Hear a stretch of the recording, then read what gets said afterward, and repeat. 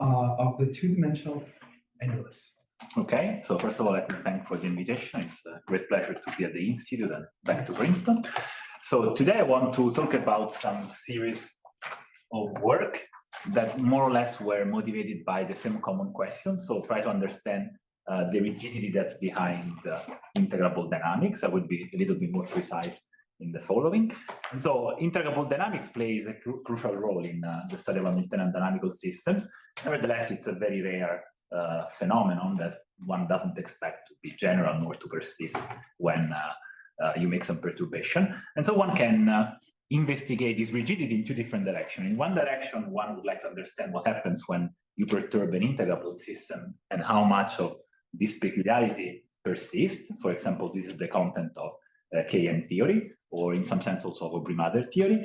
But then on the other hand, one could try to understand in which sense integrable systems are peculiar, and so in the direction of classifying them in some specific context. And so the main problem that led us to this kind of question was motivated by in billiard dynamics. I will try to recall it, the so-called Birkhoff conjecture, so namely classifying integrable billiards, but there are several other instances in which this same question appears, for example, classifying integrable geodetic flow on the torus.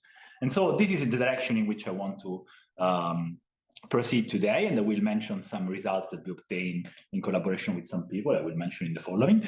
So just a spoiler, what I will say will not apply completely to billiard dynamics, but nevertheless, it's quite interesting. So the main idea is, since being integrable is very peculiar, suppose that you have a deformation, a transformation of an dynamical system that preserves integrability or preserves some peculiarity of being integrable. Can we deduce something on the form of the deformation of the perturbation that we are doing?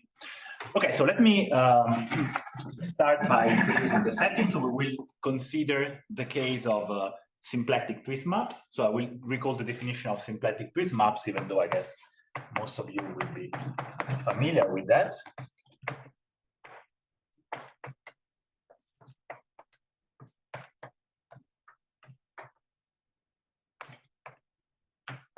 So we say that the map F of the disymplectic cylinder to itself is a symplectic twist map.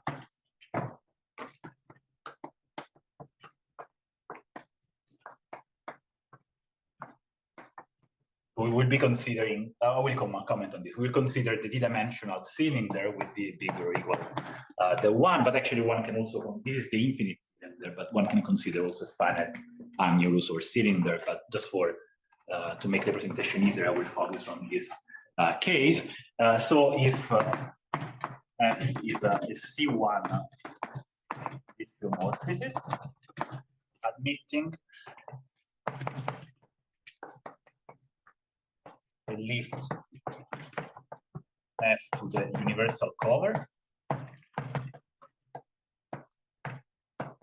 satisfying the following property.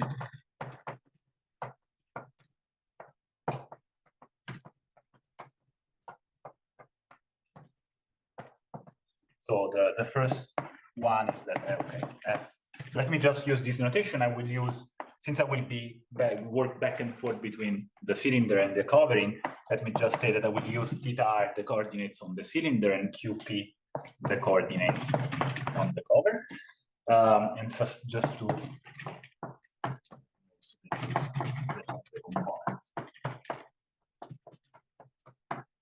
so the first condition is that, so if I do this, where M is a vector in ZD, this is just FQP 0 for every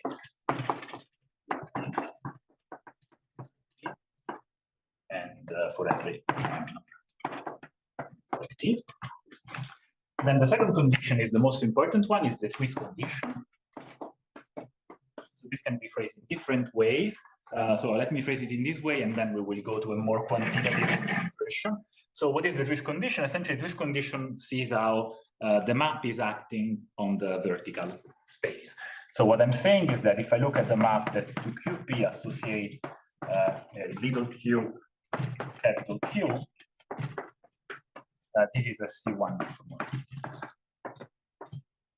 Okay, so essentially the utility of this is that one can consider as coordinates either QP or can consider Q and capital Q. So to consider two configurations, then you recover the P giving rise to that one. And then the third condition, of course, is a symplectic, is an exact symplectic map. And so by this we mean that there exists a generating function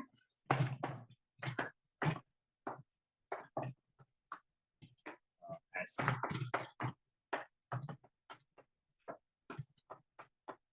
So actually, this will be a function of Q and capital Q. So I use this other. So is there anything known which is, see, this is not symplectically invariant, this definition of twist map? Is there a characterization of maps which are conjugated to a twist map? Whether they're twist? No. Yes, I give you a non. That's a good question. Not that I know. So I think nobody thought about it. No, maybe people like the same in convex Hamiltonian systems. You're right. It's like, for example, if you have a convex Hamiltonian system, if you just take a change of coordinates, yeah, not it's necessarily. Way, but convex ones have very nice properties. Yeah, exactly. And here they have also very nice properties. So. Yeah, exactly. Yeah, you're perfectly right. So a generating function. So I use as coordinates Q and capital Q, and then I ask. So such that, of course, is periodic.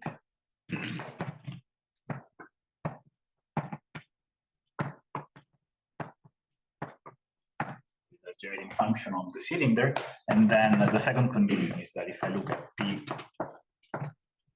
so as function of Q and capital Q,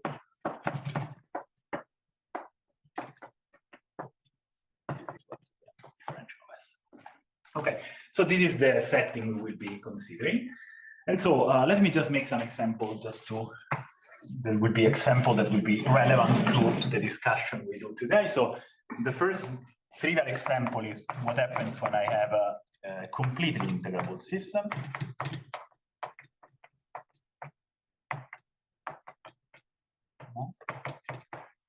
So we consider a map f of theta r given by theta plus some of r, some gradient of r, where L0 will be a map from RT to R, to R, that will be CQ, and we assume, just to satisfy the twist condition, that gradient is a C1 diffeomorphism.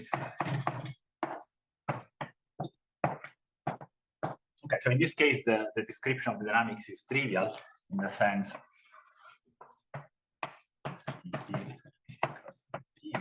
so what happens is that if I take any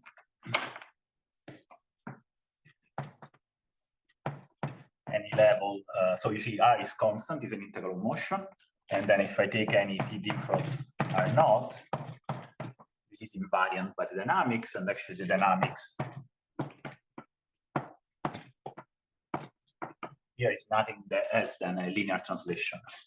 So theta goes theta. So let me call it one.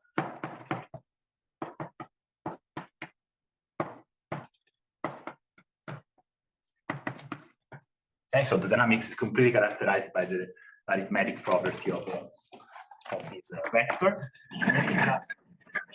It's actually in the following will be considering, so we could be considering special properties of an integrable system. So let me just make this comment. So as I told you, the dynamics here depends on the arithmetic property of this. So what one can do, you can consider the set of all integers such that this is equal to 0. And so this is a Z module, and one can look at the dimension. So these are somehow the resonances of the frequencies. So one can look at the rank of these, and so this might be 0, might be D, or might be some k between 1 and d minus 1. So in this case, is what is called non-resonant. And so what happens is that the dynamics is just dense from the old torus. This case actually is trivial because it would imply rho 0 to be the 0 vector. And then actually this one is the resonant one. And what happens is that in this case, this torus is foliated by lower dimensional invariant tori. So in particular, T V cross. So the ergodic component of this torus are foliated by a family of tori d minus k. Okay. So essentially, it's a k family, k-dimensional family. So essentially, there are, you see, so the most resonant case is the case d minus 1, in which every orbit is periodic. And so somehow it's the most degenerate one, if you want to exclude the one with fixed point. And so actually, what you know from KM theory is that if you look at something surviving from a perturbation, actually you have to look here. Among non-resonant ones, and actually even more than non-resonant, you want some strong non-resonance condition on this frequency. So on the other hand, since I told you that integrable systems are very fragile, it means that as soon as you make a perturbation, then something fragile is destroyed. And so fragility should be looked here in this tori. Okay? And so what we will concentrate on are exactly these ones. So the ones that are foliated by periodic tori. And we will show, just to give a roadmap of what we are doing, that actually, so these tori are very fragile, so that you don't expect them to survive. And so as soon as you have a perturbation that preserves integrability or preserves them, then it means that this translates into some special property of this perturbation. That was more or less the idea behind what we proved on the Birkhoff conjecture. So we want to do it in a more general setting. But let me just recall other two examples that. So another one is the standard map.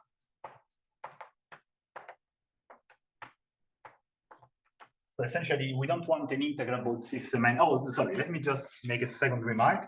So I told you that there was a generating function. So here actually it's easy to see what is the generating function.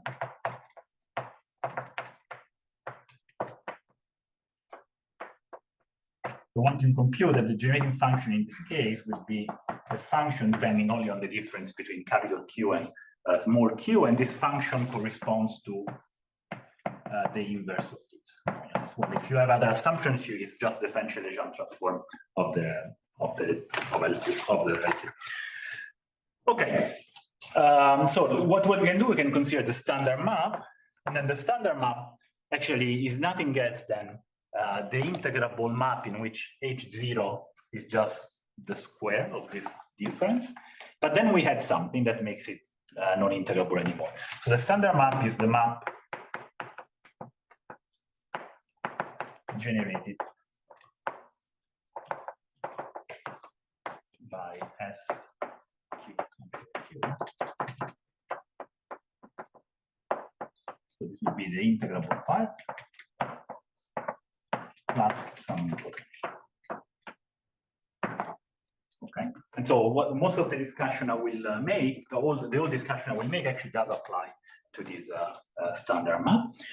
And then actually this is very interesting, because as soon as you switch on integrability and you do some numerical simulation, you see the preservation of some invariant tori. I mean, the usual feature you see in many books, you will have some, I don't know, some invariant tori that do persist, but then also you start seeing some counters that some islands or appear, and also some counts in some sense. Okay. Okay, and then actually the third example, that it was the motivating one, but actually I told you most of what I'm saying does not really apply to these, are billiards, so Birkhoff billiards.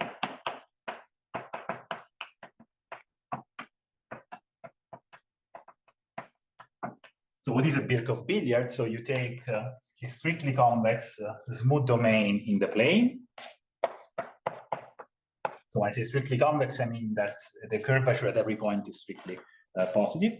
And then the dynamics is very easy to describe. So you start from one point, let's say 0, and then you shoot your ball with some angle with respect to the tangent line. And then you arrive at another point. And then the way you reflect is just so that the angle of incidence is the same as the angle of reflection. Then you keep on moving. somehow here you have that the normal component of the velocity is reflected and the tangential one is preserved. And then you keep on moving. This is a very easy dynamical system to describe, but nevertheless it's very non-trivial to study because, as you see, the dynamic is very non-local in the sense if you make a small perturbation somewhere, then it might be that the orbit at some point gets there and it's affected. And this is interesting because, so very easy. So I'm not, the generating function in this case is easy to describe. So I just describe it in terms of the parameter on the curve. It's just minus the length. Well, this is one possible generating function, it's not the only one. So I'm saying that if you have a periodic in orbit, then actually it is related to the length of the, so just to make it more, suppose you want to go from here to here with one shot, then actually one can draw random stuff. But then there will not be periodic or biliar orbits because these two angles will not be the same. Then actually there will be one that is actually a periodic orbit. Sorry, it's an orbit. And so this orbit actually corresponds to the one maximizing this distance, the distance of this polygonal. And this translates into being a critical point of the action functional that actually gives you, because of this condition. Okay, so this actually is a quite important remark because this creates a relation between being an orbit and a geometric quantity that's the length. So for example, periodic orbits will be related to the length of inscribed polygons of this stuff. But the reason why we were interested in this is because one trivial example of Birkhoff billiard is the disk, in which you can do it as an exercise, is integrable in the sense the angle of reflection remains the same. Then there is another less trivial one, that's the ellipse, is also integrable. But then the question is whether there are more integrable billiards. And this is an open conjecture, it's called the Birkhoff conjecture, and there are some results, but still the conjecture is to some extent. So the conjecture is that's it? These are the only two integrable billiards. Yes. So these are quite different in the sense, well, here, but if you have time, I'll describe the difference between these. But yes, these are supposed to be the only integrable case. Nowadays, what is known is that if you are close, if you have a perturbation of an ellipse and it's integrable, then it is an ellipse. It's a result by myself and Vadim Kaloshin. And then there is also a result by Misha Bialy and Mironov that if you have a centrally symmetric domain that is integrable, then it is an ellipse. But apart from that, the conjecture is widely open. And one of the reasons is that it's very difficult to describe the dynamics when you are far from either centrally symmetric or an ellipse. So it might be false, but it's also difficult to find a counterexample. Okay, so after this. So what do you think? It's true or not? I think it's true, but I would be very happy if it was false. Just I think the counterexample would be more interesting than the proof that it's true. Okay. But no, this is recorded. Right? Okay. Okay, so these are the three examples. So let me explain you now what we did. Okay, so as I told you, what we want to do, we want to focus on the most fragile objects. So this one. So let me give a definition of what we mean by periodic tori.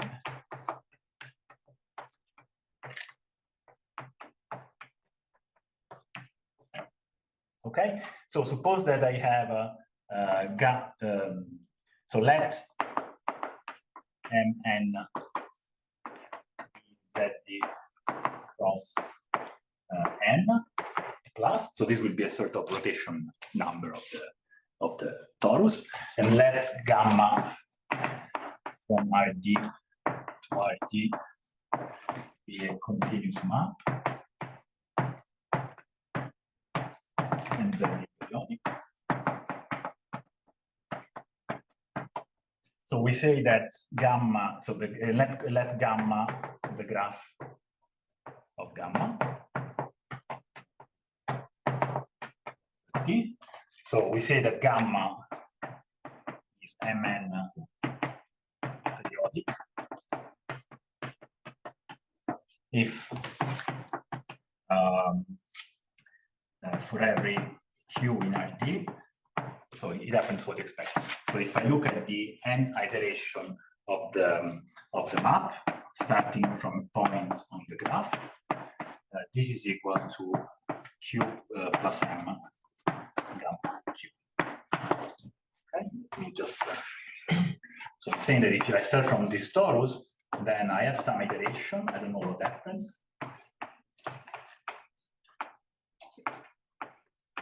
But after n iteration, I get back to the original point. I'm considering the lift, so actually there is a shift in by an integer vector in Q, and so this is encoded in this rotation now.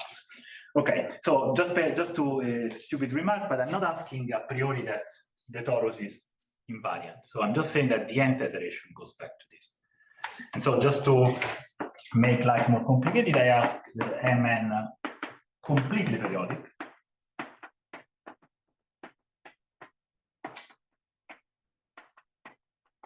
If it is also invariant.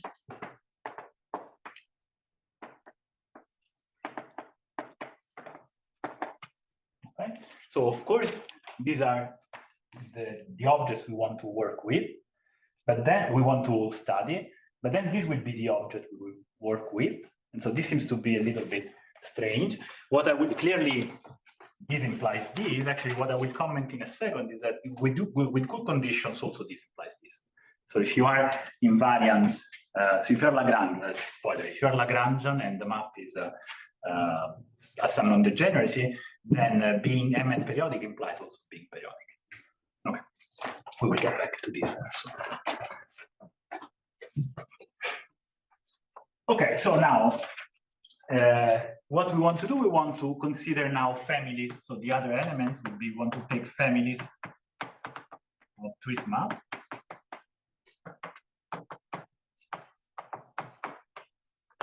Okay, and so how do we define a family? So one can consider families of twist maps in different ways, but like in a Hamiltonian system, when you want to make a perturbation, you don't perturb the vector field, you perturb the Hamiltonian, because you want to be sure to be in the class of Hamiltonian vector fields. And so what we do, we just define this family by the families of generating functions. And so for the moment, let's consider this special family. So we call it deformation by potential.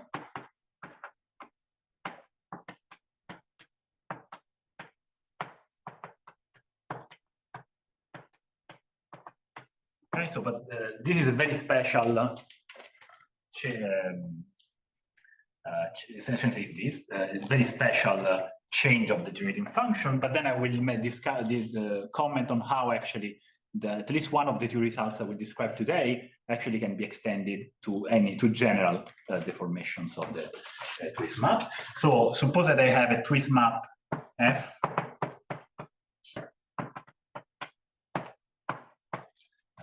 twist map with generating function S, and let G be a potential. Z be periodic potential. So what we do, we define the deformation of F by G by the following families of twist map. So we take the original family and then we add this potential. Okay, so this will be the deformation of the twist map F by a potential G, and so this will give rise to some family of twist maps with F0 being the same as that. And actually one can describe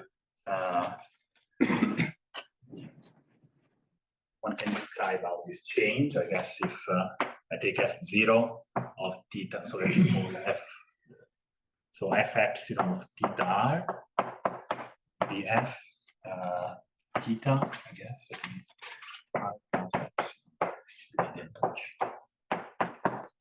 so this is how the map will be modified. Okay, so what we want to do, so the goal is, the first goal is the following. So take fix Mn a rotation number, a rotation vector, and consider this set So the set of epsilon in R such that f epsilon admits Lagrangian Mn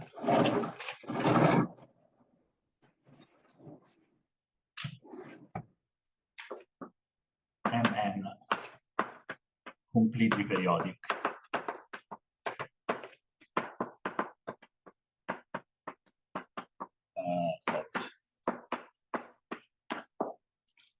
And so we want to say something about this set. So what can we say about this set? Of course, this set could be empty because I'm not saying anything on the original dynamics.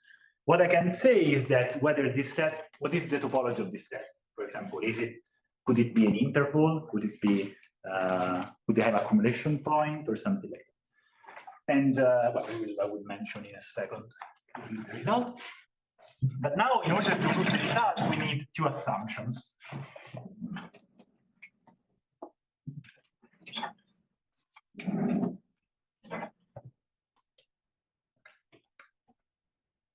So we need to discuss two assumptions.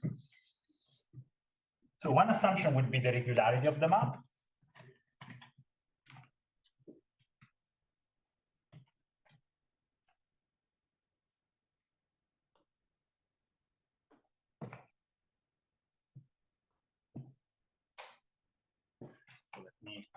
So the first assumption will be the regularity of the map.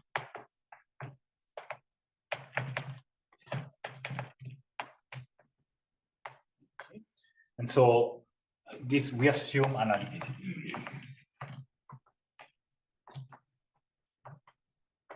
Okay, but let me discuss more the second assumption. So actually now I only ask in the definition of twist maps that I just cancelled, I asked for a twist condition.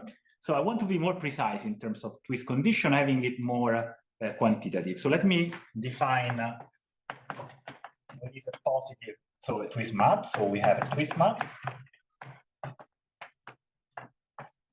So from now on, f would be a twist map, and s would be the generating function.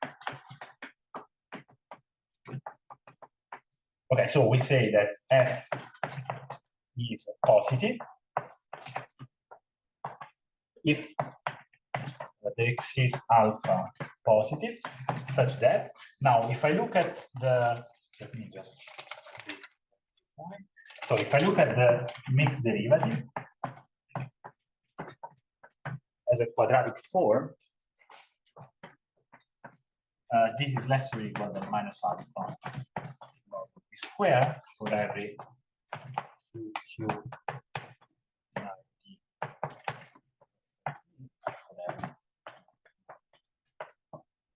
okay, and so this is of course this implies you can check implies the twist condition because it implies the monotonicity of some, not the monotonicity but the invertibility of the map I described before. But then actually it's more because actually we are saying something on giving some bound on the second mixed derivative. But then we say also f is strongly positive.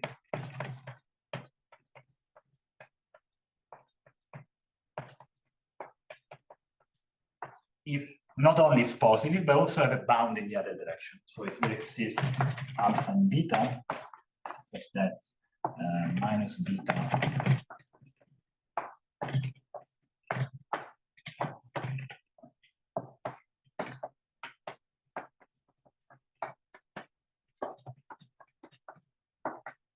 okay. So of course strongly positive implies so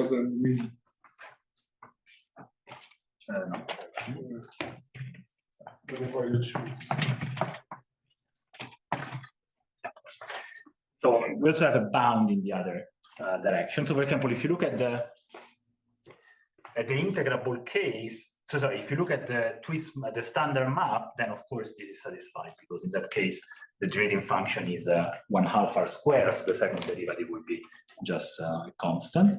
But then in principle there might be positive that are not strictly positive, it's strongly positive.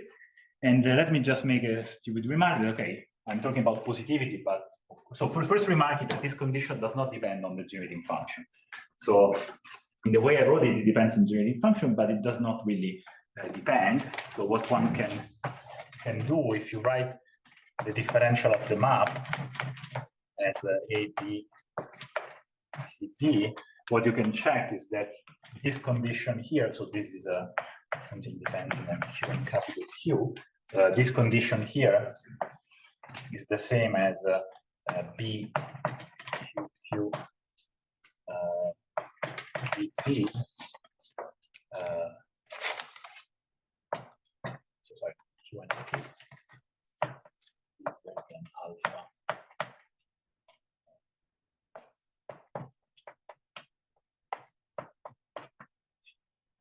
So it's just a condition that translates to the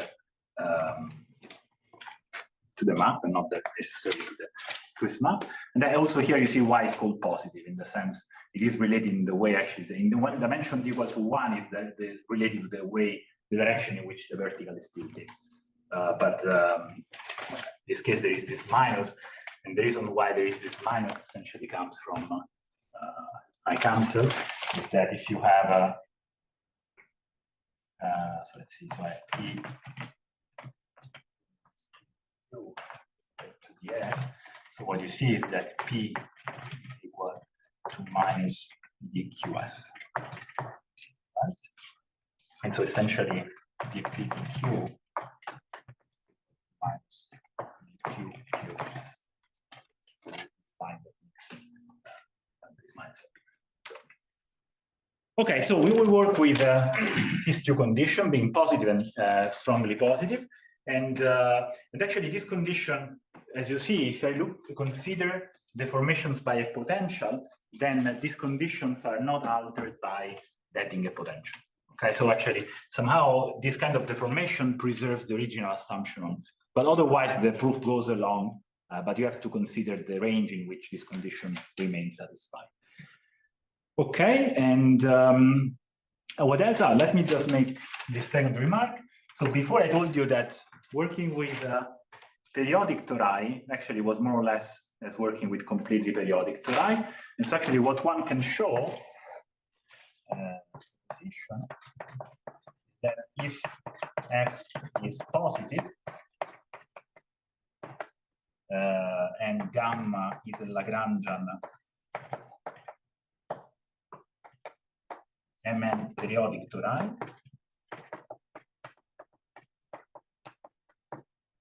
torus, then is right. Okay, so in the end, that's when once you ask more than just being twist, being positive, then in Lagrangian, then essentially being periodic, so the fact that you come back after an iteration implies that actually you must come back also after the first iteration. And so the proof is not trivial, but it's quite, at least a sketch of the proof can be done quite easily. And so probably you also see why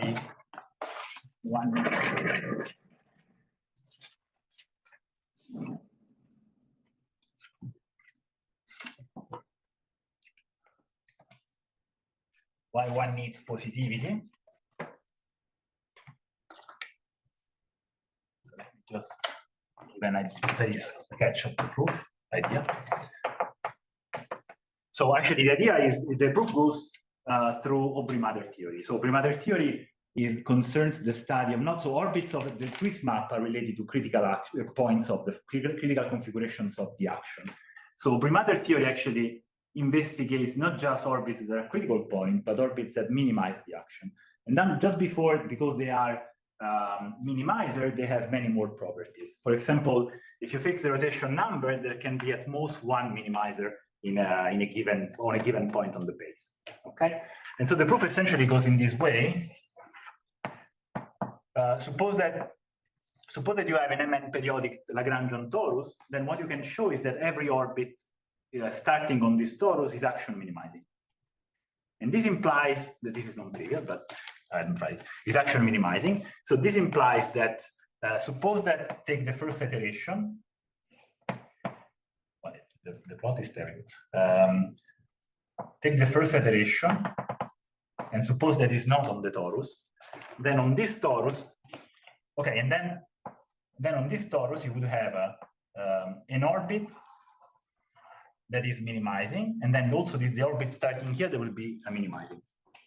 And so this implies that since in a given fiber on the torus, there can be at most one minimizing orbit with a given rotation number. These are periodic, so the rotation number is that one.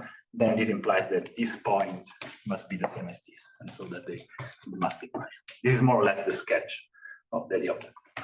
Okay, but let me mention the result. So what was the first iteration minimizer? Sorry.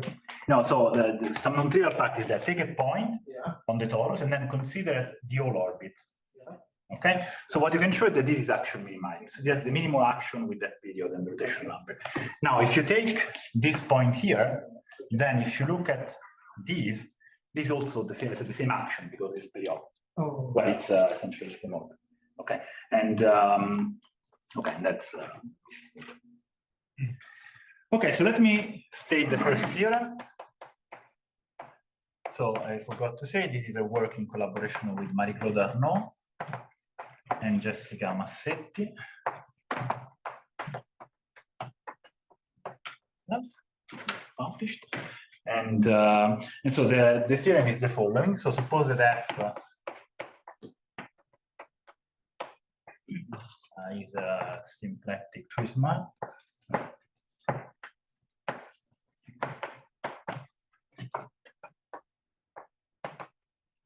F is the lift.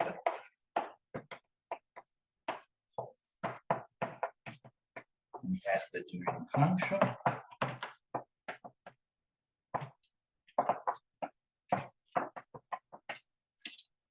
Okay.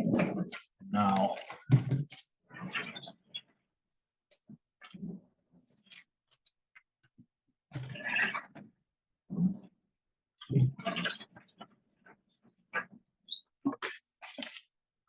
okay, and let G be a potential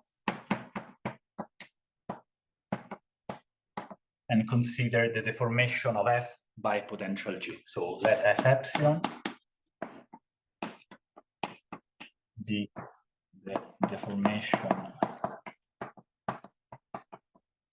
F by G. Okay. So in the sense of here as a B star. Okay, now let's assume some assumption, let's assume some assumption. So assume first of all that F and G are analytic. And then that F is strongly positive.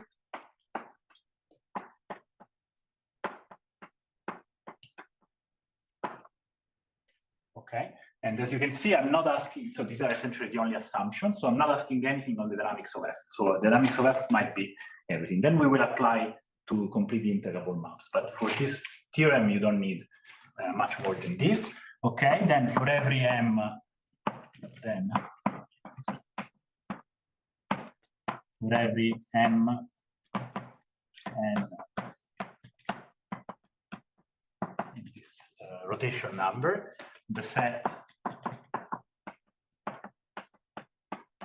Mn that I defined here, let's say Mnf Fg. So I told you, this set is the set of parameters for which the element corresponding in the family admits a Lagrangian Mn completely periodic torus. Actually, I didn't say anything of the regularity of these. Let's say Lipschitz.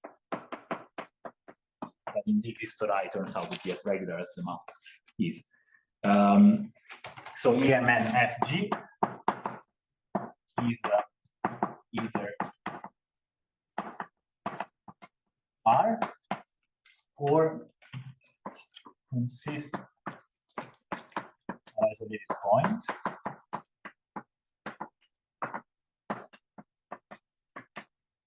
But we can say something more. So if in addition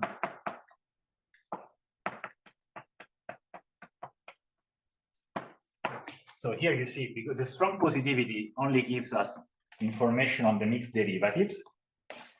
If we also assume that no mixed derivatives are bounded,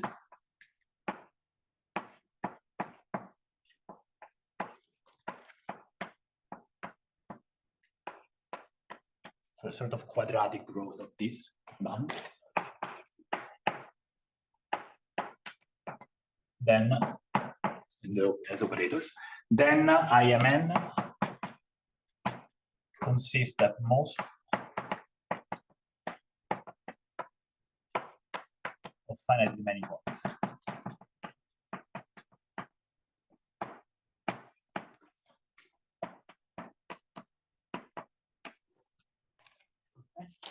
So what we're saying is that, let me make some comments. So in this set could be R, and the reason is that, for example, I didn't exclude that G is constant. So if G is constant, I'm not changing anything. So that's reasonable. And then actually one can show it's, but this actually is not trivial in the sense we don't know. So it's not constant, then you have. No, that's what I'm about to say. That so there are some examples by Souris in which they are for the standard map, in which he has a perturbation of the standard map, a potential that remains integrable. But actually, these potentials do not fit in this setting, so they're non-periodic and they have some singularity. So so a priori, my belief is that if it's R, then it must be constant, but we cannot show it in this case. But then actually what we can show is that in this case, it consists of finitely many points. And then actually one of the reasons of this is that if you have these two conditions, what you can show is that there is a bound on the number, on the values of epsilon, for which you may have any invariant Lagrangian graph, independently of what you ask from the dynamics. This was something known to Arnaud and to other people, and actually we just adapted. It's a little bit different, but more or less is an adaptation of those ideas. Okay. So you know examples where you have more than 1 point? Let's say no. I say no. No, let's say no. It's not true. Okay, let me just comment and answer to this question. So as you see, this result does not apply to billiards, in the sense when you have a billiard. So in that case, you don't only want to remain in the class of quiz maps, but you want to remain in the class of billiards. And so this means you cannot just perturb the generating function, but you have to perturb the boundary of the billiard table. And then when you perturb the boundary of the billiard table, of course, the perturbation is everything but of this form. Okay? Actually, in a joint work with Corentin Fierobe, I mean, it's almost finished. What we extended this result to more general perturbation. Essentially, if you take any family of integrable, of twist maps, analytic in epsilon and analytic also in the variables, not necessarily perturbed by potential G, then the same result is true. Okay, but of course, the values in which epsilon varies is not necessarily arithmetic, just a compact interval. So that actually can be applied to billiards. And actually, for billiards, in the case of billiards, actually adding an invariant curve related by periodic points is quite interesting, because also has a sort of a geometric interpretation in terms of what are called caustics. So if I have time, then I can comment. What do you call it? Caustics, but I make a comment directly. Just explain the case of the disk. Suppose you have a disk, then the billiard on a disk is easy, as I said. So if you start at 1 point, then this angle here is the same as this angle here. And so that remains constant. Okay? And then, so if this remains constant, it means that these lines have the same distance from the center. And so essentially what happens is that every orbit with a given angle is tangent to a concentric circle.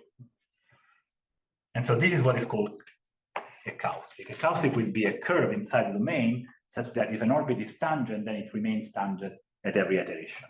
Okay, and so the caustic has now naturally a rotation number, because it induces a map from the circle to circle.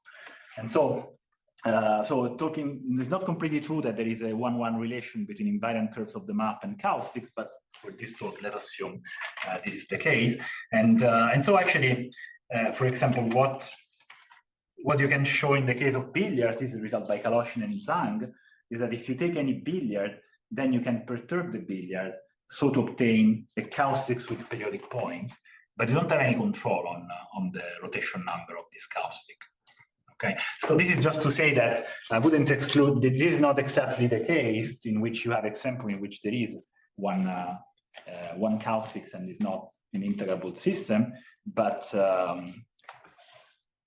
in this case, yes, I know an example. In that case, unfortunately. Okay, so questions? Okay, and let me just state the second result, and then I give some ideas if I have time on the proofs of these two results. So as I said, in this case, we don't have any assumption on the dynamics, and but of course, suppose I assume that the original map is integrable, then what I'm saying is that if I have an analytic deformation of an integrable map that remains integrable, of course the perturbation must be trivial, in the sense either I remain always integrable, it consists, oh sorry, I cannot really say that. Yes, sorry. So if I take the Swiss map to be integrable, then this condition is automatically satisfied if it's strongly positive. Because as I told you, the generating function only depends on the difference between capital Q and small q. So these derivatives are related to the mixed derivatives. And so if I have the strong positivity, then I also have that these are bounded. And so what I'm saying is that if I have an integrable map, and I know that I'm deforming it by a potential that remains integrable, in particular, it will preserve any of these periodic tori. And so I can deduce that the potential must be constant, because otherwise it consists of finitely many points. So here, if G is not constant,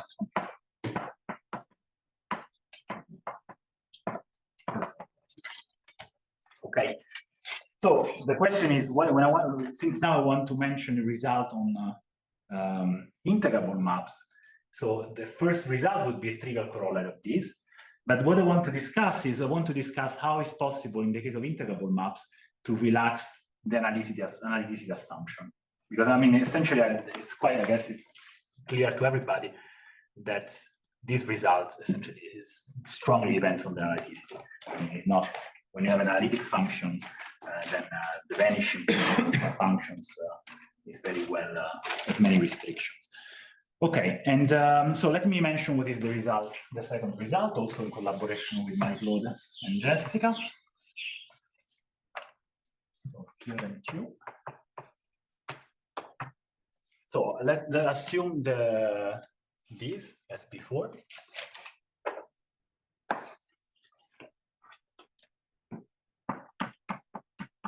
So assume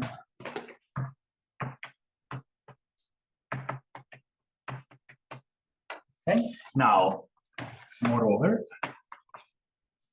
and so the first condition is that f is completely integrable.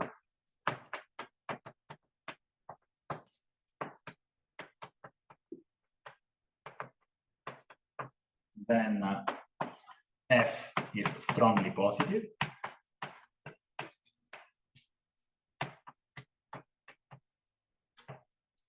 And then G is CQ. So now I relax the integrability analytic assumption on G, but I still keep the analytic assumption on F. Okay. Okay, and then I want, so let me see, and then we want to show that G is constant. And this would be the outcome. Now, if G is analytic, because of this, if I have the preservation of any of these tori, it must be constant. So now I want to, since G is only C2, I cannot apply that result anymore. And so somehow I have to ask more condition than just preserving one single torus. And so the idea, one can ask that the map remains integrable for all values of epsilon, but that's too strong. So our point was trying to understand somehow the minimum, I don't know if it's really the minimum, but the sort of minimum conditions that ensure that the potential must be constant. And so what we want to say is that if sufficiently many rotation, the periodic tori are preserved, then it must be constant. And so let me tell you exactly what is sufficiently many. So there exists Q1, maybe Q is not the right, let's see, tau 1, tau d, and QD basis. And I1, so intervals AI, BI, such that the following holds, such that for every m over n belonging to the I will explain what I mean in a second. So I'm saying I take rotation numbers that belongs on these D segments that are linearly independent over Q. And so the generating vectors are linearly independent over Q.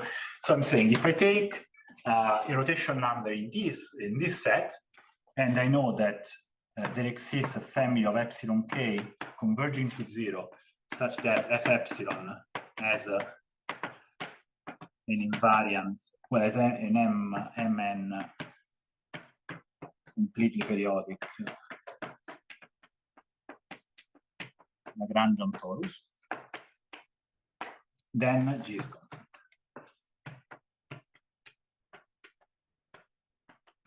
Let me explain this strange condition.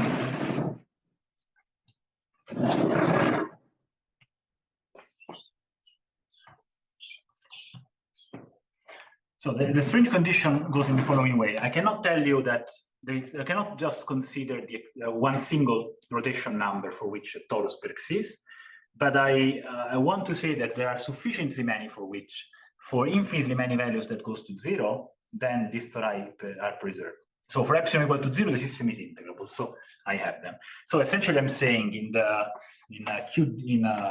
space of frequencies, rotation number, I have these segments, and I know that for every intersected QT, for every rational rotation numbers in this segment, I know that there are some families in the values of the parameter for which the torus has this rotation number. Of course, if I assume that f epsilon is integrable for all epsilon big smaller than some epsilon 0, then of course this is satisfied. But this is much less in the sense that here we are just considering countably many conditions.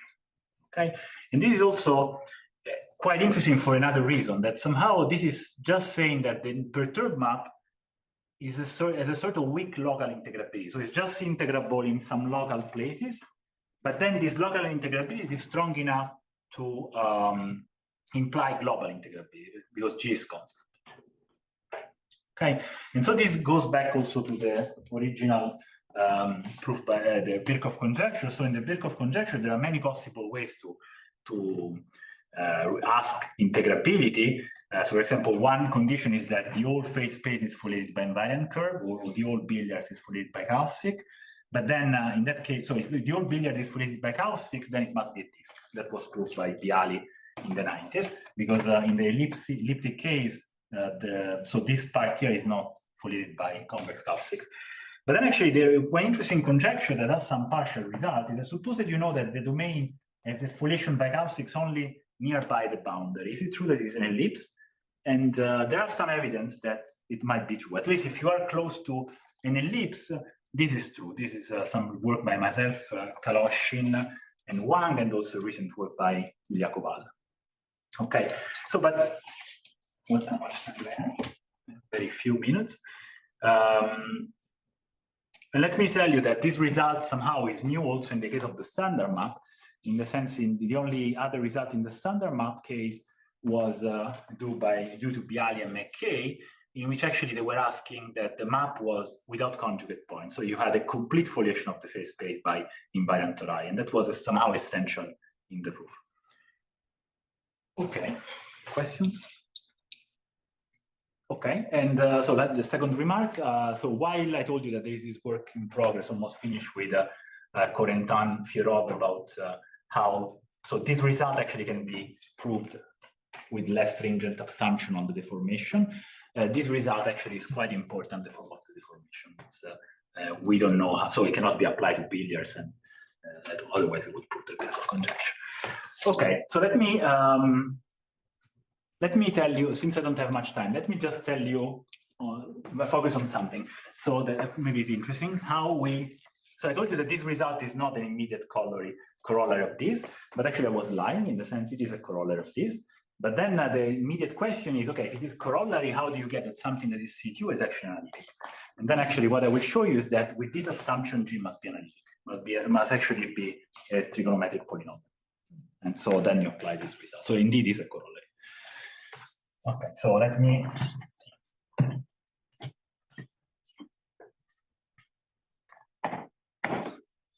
And this also will probably explain why this is the sort of minimal condition that one want to ask. Okay, so let me tell you, start with this lemma. Oh, suppose that there exists epsilon k that goes to 0, such that f epsilon k has mn periodic random torus. Then what one can show is that for every nu in ZD such that m over n nu belongs to Z, if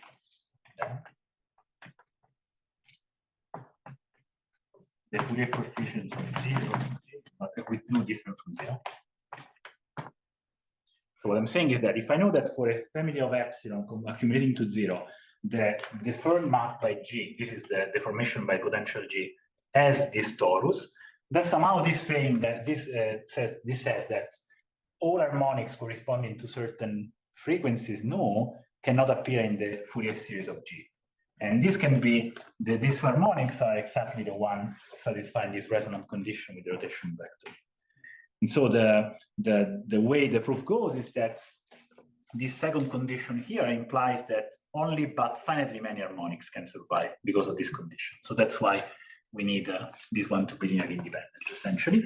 And this implies that this can be at most, G can be at most a trigonometric polynomial, and then it is analytic. Okay, so let me just tell you briefly why this is true. This was used in many other instances. For example, in these works on the Birkhoff conjecture, this is one of the key points. And so the proof is very easy, quite easy. So suppose take phi epsilon k. Now consider a epsilon k q. So let q be in RT. And what do I want to do? What I want to do, I want to consider the action of the periodic orbit starting at q. So the action with respect to the generating function s epsilon k. So this would be sum of k that goes from 0 to q minus 1 of s epsilon k q j q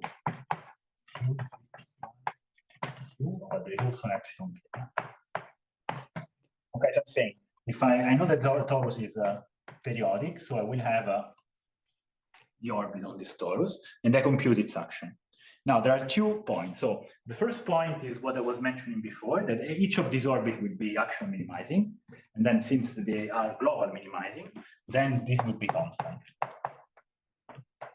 Constant depending on Q, of course. So it doesn't depend on Q. That's what I'm saying. Now, what one can do, you can look at the Taylor expansion of this, some sort of Taylor expansion of this. And so this becomes the sum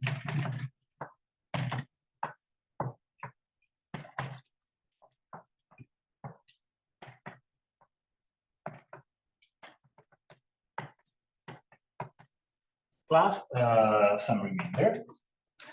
And what I want to discuss, sorry, this is, plus G, no, there's no remainder, Q epsilon, J epsilon, okay? And so what I want to say is that somehow, now let's look at so group together these pieces. So this one will be, the orbit of this will be the same as the orbit of the unperturbed one plus some remainder. Okay. Now, if you group together all this stuff, you get the zero term of the expansion will be just the orbit on the unperturbed, the action of the orbit on the unperturbed torus plus epsilon k plus something little of epsilon k. Now the question is trying to understand what is this part here, and then this part here would be sum of g q j.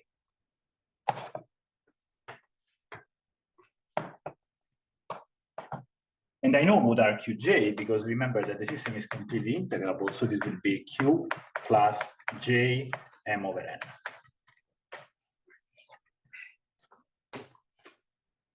Okay, but now how do you proceed? Well, if this is constant in q, then it means that this must be constant in q. Okay, and so we have that sum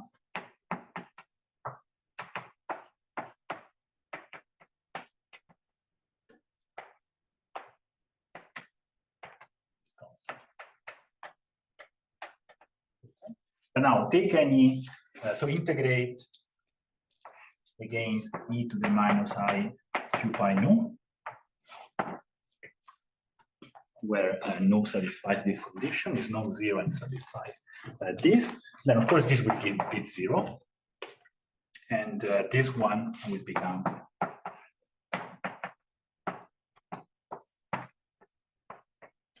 so I just do a change of coordinates.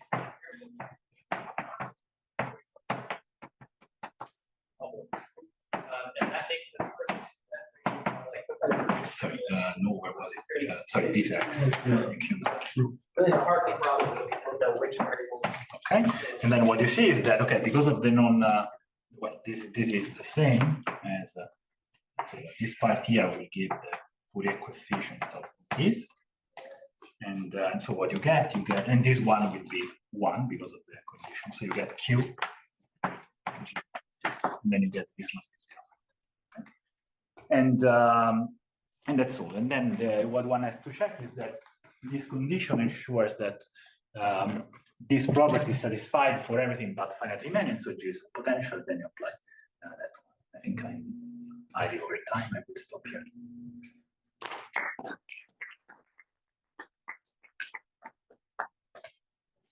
More questions? So what is the next problem you want to solve? If you want to share that with us. No, yes, no, it's fragile. No. Well, actually, there is, so this is for maps, for example, and already trying to understand what happens. So let's say one idea would be to apply the second result for more general maps rather than just, sorry, the more general deformations. But then you have to pay attention because there are ways for perturbing an integrable system, keeping it integrable. You just add the function and depends on the difference of the variable. So actually, I guess, but I haven't been successful, that one could show something similar and deduce that the perturbation is just depends on the difference. And why we were interested in this, one of the reasons, okay, first of all, to apply to billiard, but that's not probably the main focus, is to apply to this problem of geodetic flows. So if you have a geodetic flow on the torus, then you might ask when it is integrable or not. And then, of course, if you take the flat metric is integrable, or if you take a Liouville metric is integrable. And in the spirit of Birkhoff conjecture, the flat metric is a sort of this disk, and the Liouville metric is a sort of an ellipse. And so there is a sort of an analog conjecture, I don't know who stated it, or that actually the only integrable ones are these Liouville metrics. Mm-hmm. And so there are some partial results, but still quite partial. And the idea was trying to see if any of the techniques developed for the Birkhoff conjecture would be, but at least also for a deformative version of this. And so this would be a first step. What happens if you try to relax a strong positivity condition? So in which, let's see. In the main theorem, like if you So just require it to be positive, or I mean, is it? So let me think. Well, I think that might be. Well, I have to go through the proof in my, but I think that one of the main point of the strong positivity was that we were considering the infinite cylinder. So maybe if you work on a finite cylinder, you don't need strong positivity. Let's say positivity is essential because we use all these action minimizing techniques. But strong positivity, don't think it plays a very big role. So in this result, actually it does, because it ensures that that for epsilon big, you cannot have invariant Lagrangian graphs. But then it might be that if the cylinder is finite, then actually you don't need, I mean, in infinite cylinder, you have this problem that might go far away, but if it is finite, maybe you have some natural bound. I don't know. So I'm not completely sure that there is maybe it's not a big obstruction, strong positivity. While positivity is a big obstruction. But do you have like counter examples to the conclusion if F is not positive? No. Or it's just the technique for the proof doesn't work? Well, if F is not positive, also this is not. For example, this is not. Maybe it's true. I mean, I don't have any counter example, but I see many pieces in the proof that don't work at all, and I don't know how much technical or intrinsic is the problem. It might be that it's just technical, but I don't know. Okay.